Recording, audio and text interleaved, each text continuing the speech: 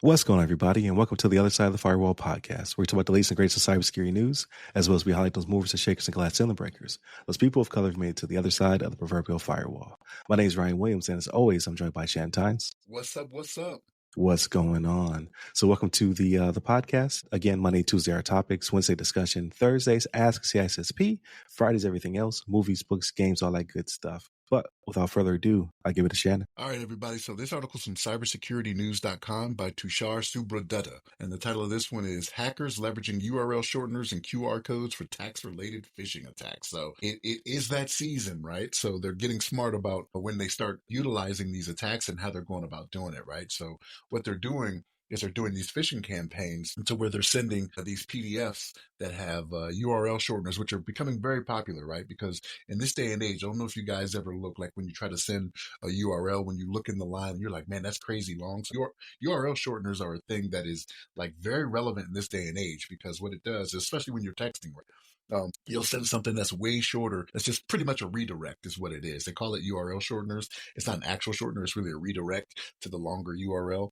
But it's becoming very popular, and especially the QR codes as well, right? Like everybody wants to utilize them. Like you go to restaurants, they got you looking up the menu through them and stuff like that, right? Where it'll bring up the website. So it's becoming a very popular thing. And so what they're doing is they're phishing, and they're sending out these PDFs that have a QR code on it to people saying, hey, you can go ahead and look into, your tax refund and stuff like this. But it's kind of weird, right? So like, this is why you should pay attention. So as you look at the example they have in the article here, there's some things that kind of stand out, right? So like when you look at it, the one that they sent, when they have a sent by section here, and it says store-HR, and it says tax return, not tax return, tax return hashtag, right? So I'm like, okay, that's a misspelling. That's not the best, right? And then there's other things for it. Like when you look at it, you're like, okay, well, this is misspelled. You have spaces where there shouldn't be spaces. Like even when it comes to when you look in the Adobe portion of this, right? Because it's PDF, right? There's spaces where there shouldn't be. Like there's a space between the W and the N and owners. You're like, okay, well, I'm pretty sure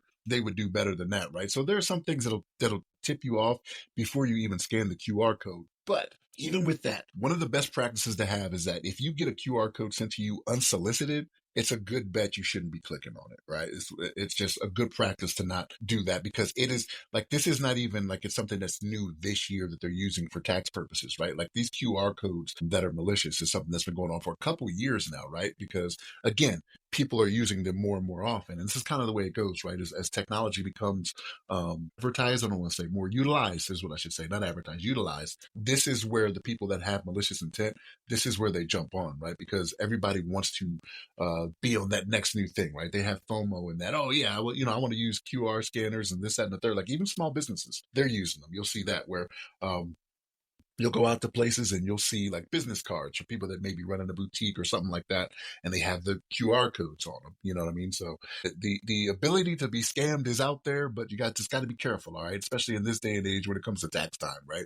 Some people, they don't care anyway, because they're like, I'm not doing this, and I know I'm not getting a refund. But you got to be careful out there, folks. They're paying attention to the time frames and when it's to strike and when the iron is hot to do so. So Ryan, what's your thoughts on that? Yeah, I think you hit the nail on the head. So I think that the two things that will never change: don't click on links, don't scan QR codes. I rarely say the QR code thing because I rarely do it myself. Like if you didn't prompt whatever this thing is to send you the QR code, then it's not your code. Don't trust it. Like it could just be a sticker on top of something. You don't know. I just don't trust. There you go.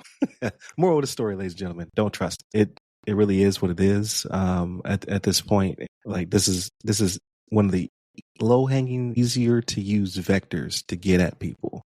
Will always be links, whether it be through SMS, email, whatever, and now QR codes. So the only QR codes I scan are for LinkedIn. And now, again, I'm prompting the person. I'm like, hey, you have a LinkedIn? And then here's my QR. I usually give them my QR code and then let them scan it, right? It's just not worth it. Like that 3 or 4 or 30 seconds you're saving is just not worth it, to be honest with you. I mean, Shannon, we're joking between shooting episodes. Like, you can't get me. Because I got a tax bill nowadays. You're not giving me any type of refund. Those days are gone. I retired from the military, and Uncle Sam is getting at me. So you can't give me that one. I'm like, I would just chuckle. I'm like, refund must be nice. But I'm a little salty because it's time to pay, right? April is the time you pay your tax bill. And I do not want, but I have to. But yeah, I think that's just the bottom line. They actually do give a tip. I'm always scared of these articles that give tips because I always feel it's a veiled marketing campaign, right? Like it's a good information. It's a sales tactic. Yeah, it's like 80% good information. Like that 20% that's left over is usually like we're trying to sell something. Where was it at? It said says security experts recommend implementing phishing resistant authentication methods, enabling 0-hour auto purge and email security solutions. And I like this one, educating users about dangers of scanning QR codes from unsolicited emails. Again, I hate that it always falls on the information assurance department, the IT department, whomever's handling your cybersecurity situation has to shoulder the brunt of, all right, here's more training. I know that you're going to click through and you're not going to pay attention, but at the end of the day, your users are your weakest link. They don't even pay attention when you put it right in the email to them, right? Like I'd be like, hey, this is what I need from you, right? And you still don't get it. You got to reach back out to them. Yeah, I also need this. That was in the previous email, right? Right. Like I spelled it out very clearly for you what was needed. Oh man, that like, you know, everybody has their pet peeves. My pet peeve is when you only answer part of my email. That makes me so upset. I'm like, yo, like I asked for no more than 2 things, 1 and 2, and usually you only get half of one. I'm like, why did you not give me the whole thing? I'm trying to be efficient. But that's the way it is, right? Like people are only going to do what they want to do, right? Like right. Even with all the training and everything. And yes, I'm not saying don't do training, right? But you have to understand they're only going to listen so much, right? They're going to want to do what they want to do. They want the conveniences, which when you're preaching security or when you're teaching security to them, like we realize it's inconvenient, right? Like I realize what I'm telling you is not what you want to do, and it may take you a little bit longer, but it's going to save you that headache and heartache you're going to have later. Yeah, I hate when people are like, I could be doing work right now. You weren't going to be doing work. Don't lie to me.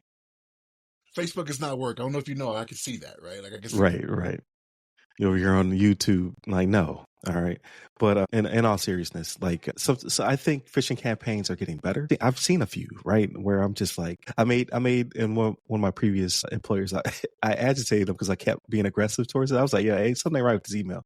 I didn't know it was a campaign. They're like, please just report if it's phishing and leave us alone. That's when they finally clicked. I was like, oh, got it. But yeah, like I think the more clever the campaign, the more targeted, not only will dupe your own users, but also I think that it does send a message, right? I think when it's not boring, I think like Shannon, I'm sure when you're teaching classes or giving instruction, whatever, you make it fun. So I think that really is the key for adult learners is to make it fun, make it practical, and then hopefully it sticks. But again, your user is always going to be your weakest link. So you definitely have to be mindful of that and continue to try to preach the good word. You know, it's crazy you bring that up is because I was thinking about this last week. I was teaching a class last week, and I was like, I got to find a way to even liven it up even more. Like I could joke around a little bit and I can give examples, but right. Like, there's only so much you can do, right? Like it's when you start telling them about insider threat, and you could possibly be an insider threat. It could be accidental, right? Like not calling it malicious, but you can be an accidental insider threat just from not doing what you're supposed to do.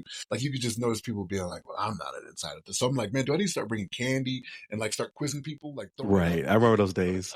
You know? Yeah, I remember those days. Throwing out Smarties, keep people's attention, right? Like, hey, just to make sure, like, hey, where do we sit? Where did I say the IT team sits, right? And the cyber guys, where do we sit? Oh, that's right answer. You know, throw some stuff out. Right. Yeah, that was never me to begin with, right? And I'm not a very lively person, but also my voice is very monotone. Oh man, I'll be putting people out. I'm like, hey, I need you to stand up, and I feel bad because I'm like, I'm part of the problem. But it's too bad.